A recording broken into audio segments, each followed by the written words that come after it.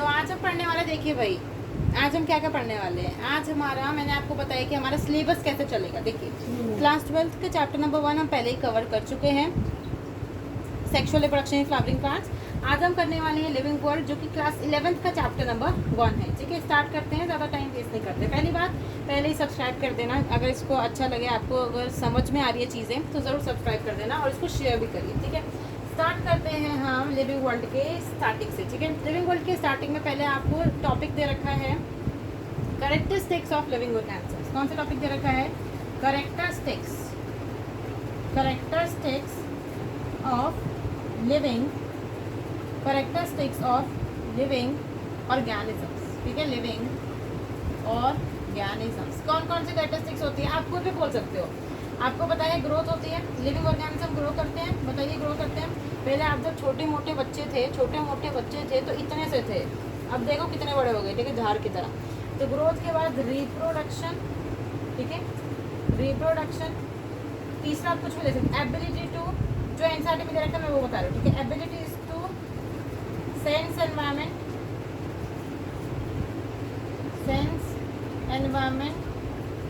And mount a suitable response to it, mount a suitable response to it।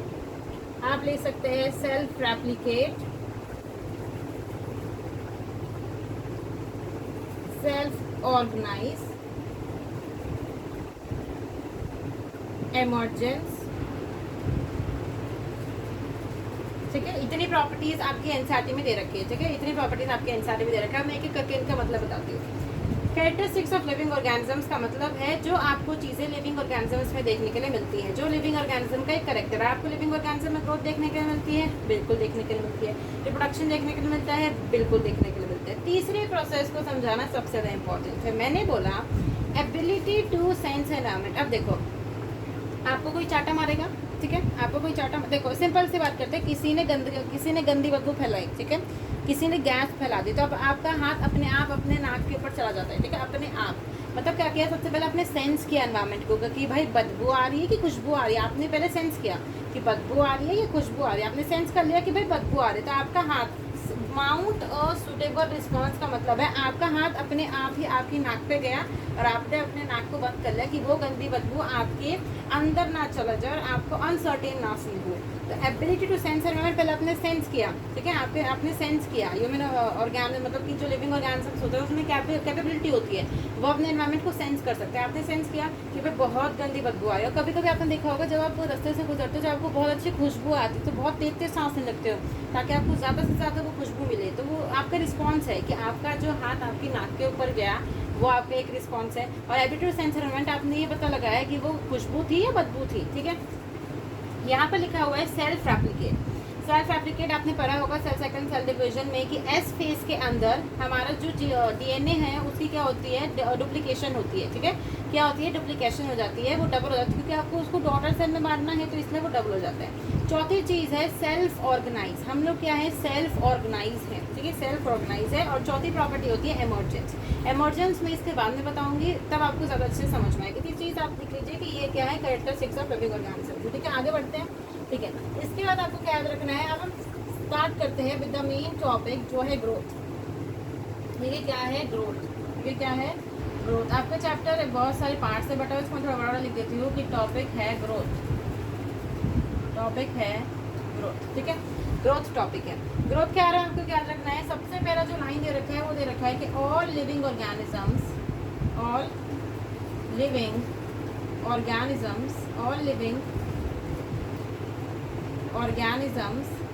Show growth.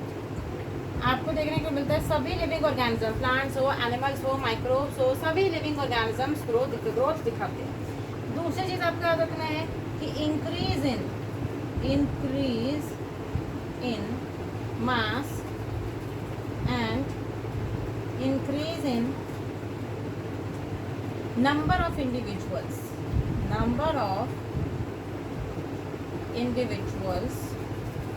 are twin characteristics of growth. मैंने ये 2 line बोली है कि growth के अंदर के ऑल लिविंग ऑर्गेनिज्म शो। आपको कोई भी ऐसा लिविंग ऑर्गेनिज्म नहीं मिलेगा जो कि ग्रोथ ना दिखाता हो। आप अपने आप को देख लो, पहले आप छोटे मोटे नन्हे मुन्ने बच्चे थे, अब आपकी हाइट 6 फीट से भी ज़्यादा ऊपर हो चुकी है, जो बहुत ज़्यादा लंबे होंगे, ठीक है। इसमें जायंटिज्म देखने को मिलेगा। तो all living organism show growth. मैंने दूसरी लाइन देखी है कि increase in mass. Increase in मास आप बताइए, ठीक है, आप बताइए। पहले आप मान लीजिए जब आप पैदा हुए होंगे तो 3 kg रखे रहे होंगे, ठीक है, 3 kg के रहे होंगे। अब आपका वजन हो गया 100 kg। मास में बढ़ोतरी आई कि नहीं आई? तो increase in mass and increase in number of individuals. Number of individuals को आप ऐसे भी लिख सकते हैं कि इंक्रीज इन, आप ऐसे ऐसे काट के लिख दीजिएगा, सेल नंबर। सेल नंबर देखिए, मैं बताती हूँ। आप कोई भी लिविंग ऑर्गेनिज्म हो वो शुरुआत करता है विद अ जायगोट, जो कि होता है सिंगल सेल। या आप रिप्रोडक्शन चैप्टर में डालेंगे ह्यूमन रिप्रोडक्शन क्लास 12 में कि कोई भी लिविंग ऑर्गेनिज्म होता है वो अपनी सबसे पहली शुरुआत करता है जायगोट के साथ, जो कि होता है सिंगल सेल। और अभी अब जैसे आप अभी मान लीजिए 21-22 साल के हैं, तो अगर आप अभी अपने आप को देखेंगे तो आपके अंदर billions of, not million, billions of cells आपके अंदर पाए जा रही होंगी। तो इंक्रीज इन सेल नंबर हुआ कि नहीं? कहाँ एक सेल पाए जाती थी और कहाँ बिलियनर आप बन गए, कहाँ आप बिलियनर बन गए। तो ये ट्विन कैरेक्टरिस्टिक्स ऑफ ग्रोथ आता है। आपसे ऐसे क्वेश्चन पूछा जा सकता है कि what are the twin characteristics of growth. तो आपको लिख देना है कि increase in mass and increase in number of individuals और द सेल नंबर। और समझाने के भी बोले तो आप समझा भी सकते हैं। चीज़ें समझ में आ गई। हम थोड़ा आगे बढ़ते हैं, ग्रोथ के टॉपिक में थोड़ा आगे बढ़ते हैं, ठीक है। अब देखिए, इसमें 2 कंडीशन दे रखी है। एक प्लांट्स के अंदर कैसी ग्रोथ देखने के लिए मिलती है और एक एनिमल्स के अंदर कैसी ग्रोथ देखने के लिए मिलती है, ठीक है। प्लांट्स के अंदर और एनिमल्स के अंदर मैं बताती हूँ। प्लांट्स के अंदर और एनिमल्स के अंदर कैसी ग्रोथ देखने के लिए? प्लांट्स की पूरी लाइफ में, थ्रू आउट द लाइफ, आप लिख सकते हैं through out the life growth देखने के लिए मिलती है। Through out the life growth देखने के लिए इस प्रकार की ग्रोथ को हम इनडेफिनेट डेफिनेट ग्रोथ बोलते हैं, इनडेफिनेट ग्रोथ बोलते हैं। और एनिमल्स के अंदर up to a certain age देखने के लिए मिलती है। इसलिए हम इसे क्या बोलते हैं? डेफिनेट ग्रोथ बोलते हैं। मैं बताती हूँ इनका मतलब क्या है। देखिए, मैंने बोला ग्रोथ आपको एक प्लांट्स के अंदर देखनी है और एक एनिमल्स के अंदर देखनी है कि किस प्रकार की ग्रोथ देखने के लिए मिलता है। प्लांट्स के अंदर थ्रू आउट द लाइफ, मान लीजिए कि एक प्लांट है, किसी भी प्लांट के एग्जांपल लीजिए कि बरगद का पेड़ है, ठीक है। वो आपको पता है कि बरगद का पेड़ 200 से 250 साल जीता है। हाँ, बिल्कुल सही बात है कि बरगद का पेड़ 200 से 250 साल जीता है। अगर वो 200 से 250 साल जीता है तो उसकी पूरी जिंदगी में जो 200 से 250 साल जिया वो बढ़ता ही रहेगा, रुकेगा ही नहीं। मतलब उसकी हाइट बढ़ती रहेगी, उसकी शाखाएं बढ़ती रहेगी, उसके अंदर लीव्स आते रहेंगे, फ्रूट आते रहेंगे। पर एनिमल्स में ऐसा नहीं होता। आप देख लीजिए, आप अपना एग्जाम्पल देख लीजिए। आपके पेरेंट्स भी बोलते होंगे, मम्मी पापा भी बोलते होंगे कि 18, मतलब जब आप 18 के हो जाते हैं या जब आप प्यूबर्टी को हिट करते हैं, जब आप 18 के हो जाते हैं, आप जब प्यूबर्टी को हिट करते हैं, जब आपके अंदर मैच्योरिटी आ जाती है, तो आपकी हाइट फिर आगे नहीं बढ़ती। आप जितने हाइट के होंगे, आपने खुद में भी नोटिस किया होगा कि आप जितने हाइट के होंगे, लगभग आप 9-10th में जितने हाइट के हो गए होंगे, 11-12 में जितने हाइट के होंगे उससे ज़्यादा आपकी हाइट नहीं बढ़ेगी, ठीक है। आप कितना भी एक्सरसाइज कर लीजिए, कुछ भी कर लीजिए, कितनी भी गोलियाँ खा लीजिए, आपकी उतनी ही हाइट रहेगी। तो यही कहा जाए कि up to a certain age हमारे अंदर लिमिट ग्रोथ देखने के लिए मिलती है, इसलिए इसे डेफिनेट ग्रोथ कहते हैं। इस प्रकार का आपके पास क्वेश्चन आ सकता है कि इनडेफिनेट ग्रोथ किसमें देखने को मिलती है? प्लांट्स के अंदर। और डेफिनेट ग्रोथ किसके अंदर देखने को मिलती है? एनिमल्स के अंदर। तो ये समझ में आई। अब देखिए, अब आपके दिमाग में क्वेश्चन आएगा कि आखिर में ग्रोथ होती कैसे है, ठीक है। ग्रोथ ऐसे लिख लीजिए, होती कैसे है? ग्रोथ होती कैसे है, ठीक है। तो इसका आंसर मैं बताती हूँ कि ग्रोथ होती कैसे है। ग्रोथ होती है बाय सेल डिवीजन। ग्रोथ कैसी होती है? सेल डिवीजन के थ्रू होती है, ठीक है। एक सेल होगी वो 2 में क्या कर जाएगी? डिवाइड कर जाएगी, तो ग्रोथ हुई ना, ठीक है। मैंने बोला था इंक्रीज इन मास और इंक्रीज इन सेल नंबर। तो से देखो, यहाँ एक सेल थी, यहाँ कितनी पाई जा रही है? 2 पाई जा रही है। तो ग्रोथ हुई कि नहीं हुई? ठीक है, हुई कि नहीं हुई? तो अगर आपसे पूछे कि ग्रोथ होती कैसे, आपसे कोई भी पूछे, आपकी क्लास से पूछे, टीचर पूछे, वो भी पूछे ग्रोथ होती कैसे, तो आप तुरंत बोल देना कि सेल डिवीजन के थ्रू होती है। कैसे होती है? सेल डिवीजन के थ्रू ग्रोथ होती है। कैसे होती है? सेल डिवीजन के थ्रू ग्रोथ होती है, ठीक है। सेल डिवीजन के थ्रू ग्रोथ देखने के लिए मिलती है। तो इसका मतलब, मैंने बोला सेल डिवीजन के थ्रू ग्रोथ देखने के लिए मिलती है, तो आपको एक लाइन लिखनी है कि इन unicellular and multi cellular, unicellular and multi cellular organisms में ग्रोथ देखने के लिए मिलती है बाय सेल डिवीजन। ठीक है, यूनिसेलुलर, आप टर्म्स को समझिए। यूनि का मतलब होगा एक, मल्टी का मतलब होगा मेनी। तो यूनिसेलुलर ऑर्गेनिजम्स ऐसे ऑर्गेनिजम्स होते हैं जिसमें सिर्फ एक सेल पाई जाती है, जैसे अमीबा हो गया, पैरामीशियम हो गया। मल्टी सेलुलर ऑर्गेनिजम्स में प्लांट्स आ गए, एनिमल्स आ गए। तो चाहे वो यूनिसेलुलर ऑर्गेनिज्म हो, चाहे वो मल्टी सेलुलर ऑर्गेनिज्म हो, सभी ऑर्गेनिजम्स में ग्रोथ देखने के लिए मिलती है बाय सेल डिवीजन। इस टाइम को लिख लीजिए, ठीक है, बहुत ज़्यादा इंपॉर्टेंट है कि चाहे वो यूनिसेलुलर ऑर्गेनिजम्स हो, चाहे वो मल्टी सेलुलर ऑर्गेनिजम्स हो, दोनों में ग्रोथ देखने के लिए मिलती है बाय सेल डिवीजन। ठीक है, बाय सेल डिवीजन। अब मैं आपको एक चीज़ बताती हूँ, ठीक है, अब मैं आपको एक चीज़ बताती हूँ कि in higher plants and animals, in higher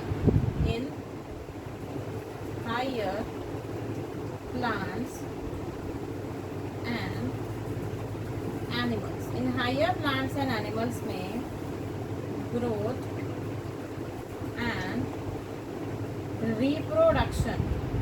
growth and reproduction are mutually exclusive event। इसका मतलब क्या है मैं बताती हूँ, देखिए।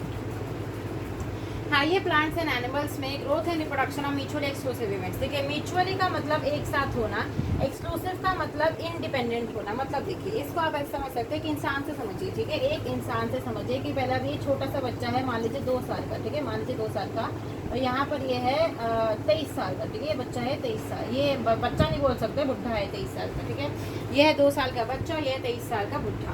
इन हाइयर प्लांट्स एंड एनिमल्स में growth and reproduction mutually exclusive events कैसे, देखो, हाइयर एनिमल्स वगैरह में ग्रोथ और रिप्रोडक्शन का एक दूसरे से कोई नाता नहीं होता है। इसका मतलब है ग्रोथ और रिप्रोडक्शन का एक दूसरे से कोई नाता नहीं। देखिए, इस बच्चे में जो 2 साल का बच्चा है, इसमें ग्रोथ देखने के लिए मिलेगी। अभी ये इतना बड़ा है, जब ये 18 साल का हो जाएगा तो ये लगभग कुछ इतना बड़ा हो गया होगा, ठीक है, 18 साल का हो जाएगा तो लगभग कुछ इतना बड़ा हो गया होगा, ठीक है, जो 2 साल का बच्चा है। तो इसमें ग्रोथ देखने के लिए मिली, क्या देखने के लिए मिली, इसको मैं मिटा देती हूँ, फिर आपको चीज़ समझाती हूँ।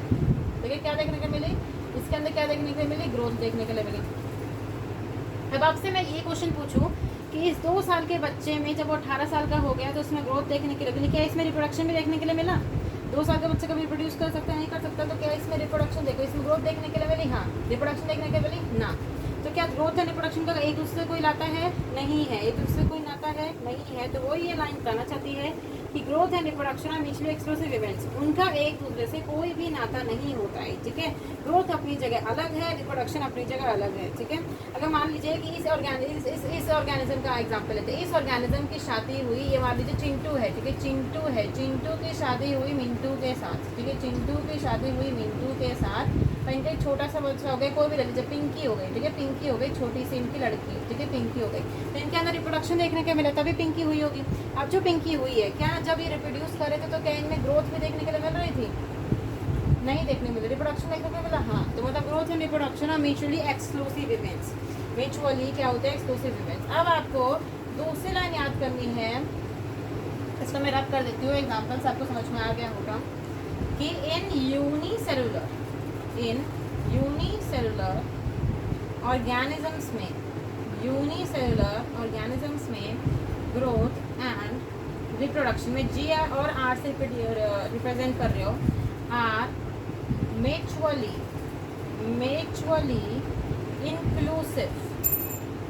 Inclusive event. अब आपको इसे कैसे समझना है, देखिए मैं बताती हूँ आपको। ये एक यूनिसेलुलर ऑर्गेनिज्म हो गया, ठीक है, ये मैं ले लिया यूनिसेलुलर ऑर्गेनिज्म। इसने अपना साइज बढ़ाया, ये इतना बड़ा हो गया, और इसलिए क्या किया, 2 डॉटर सेल में टूट गया, ठीक है, 2 डॉटर सेल में टूट गया। अब आपको बताइए, ठीक है, अब मैं आपसे क्वेश्चन पूछती हूँ, क्या इसमें ग्रोथ देखने के लिए मिली है? क्या इस अमीबा का एग्जाम्पल ले लो, क्या इसमें ग्रोथ देखने के लिए मिली है? हाँ जी, बिल्कुल देखने के लिए मिली। क्यों? मैं क्यों बोला हाँ जी, क्यों? क्योंकि मैंने बोला था increase in mass and increase in number of cells. तो सेल्स बढ़ी कि नहीं? यहाँ 1 सेल थी, यहाँ 2 सेल हो गई। ये पप्पा सेल है, ये बच्चे सेल है, ये मम्मी सेल है, ये बच्चे सेल है। 2 सेल हुई कि नहीं? हाँ, ग्रोथ देखने को मिली। क्या रिप्रोडक्शन देखने के लिए मिला? इसने अपने बच्चों को जन्म दे दिया ना, हाँ। तो मतलब growth and reproduction are dependent events. Growth and reproduction are dependent events. आप इन दोनों टर्म्स को आप कह नहीं सकते कि ग्रोथ कर रहा है कि रिप्रोड्यूस कर रहा है। तो यूनिसेलुलर ऑर्गेनिजम्स में growth and reproduction are mutually inclusive events होते हैं। क्या होते हैं? म्यूचुअली इंक्लूसिव इवेंट्स होते हैं। ये चीज़ समझ में आ गई। अब आपको ग्रोथ के बारे में और छोटी छोटी चीज़ों को याद रखना है कि मैंने तो अभी बोला कि लिविंग ऑर्गेनिजम्स में ग्रोथ देखने के लिए मिलती है। अगर मैं आपसे पूछूँ क्या नॉन लिविंग ऑर्गेनिजम्स में ग्रोथ शो करते हैं? क्या नॉन लिविंग ऑर्गेनिजम्स भी ग्रोथ शो करते हैं? आपका आंसर येस होगा या नो होगा। ठीक है, आप पॉज करिए वीडियो को और अपना थोड़ा दिमाग लगाइए। इसका आंसर है येस। ठीक है, इसका आंसर है येस। ऐसा क्यों? देखिए, नॉन लिविंग ऑर्गेनिजम्स के मैं कुछ एग्जांपल ले देती हूँ। जैसे माउंटेन्स, माउंटेन एक नॉन लिविंग ऑर्गेनिज्म है। सैंड माउंट्स, रेत का टीला, रेत का टीला।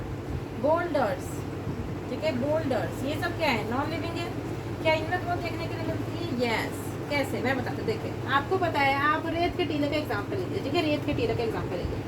मान लीजिए कि अभी रेत का टीला इतना था, इसमें इतनी रेत थी। ठीक है, उसमें बात क्या हो, बहुत ज़्यादा हवा चली, हवा चलते चलते इसके ऊपर रेत डिपॉजिट होती गई और अब ये इतना बड़ा हो चुका है रेत का टीला। क्या इसमें ग्रोथ देखने के लिए मिल रही है? हाँ। ऐसा क्यों? देखो, मैंने बोला increase in mass and increase in number of individual. इन दोनों में से कोई भी एक चीज़ हो रही होगी तो वो ग्रोथ हो रहा होगा। देखिए, यहाँ पर इंक्रीज इन मास देखने के लिए मिल रहा है। ऐसा क्यों? देखिए, मान लीजिए इस रेत के टीले का साइज है 50 किलो और इस रेत का टीले का साइज है 1000 किलो, या मान लीजिए 2000 किलो। ठीक है, 2000 किलो। तो आपको बताइए इंक्रीज इन मास हुआ कि नहीं? 50 से 2000 हुआ कि नहीं? तो ग्रोथ देखने के लिए मिली कि नहीं? हाँ, देखने के लिए मिली। पर इसमें एक कंडीशन है, माउंटेन, सैंड माउंट्स और बोल्डर्स में ग्रोथ देखने के मिलेगी बिल्कुल, पर इसमें एक कंडीशन अप्लाई है कि अगर आप इंक्रीज, ये सबसे ज़्यादा इंपॉर्टेंट है, इम्पॉर्टेंट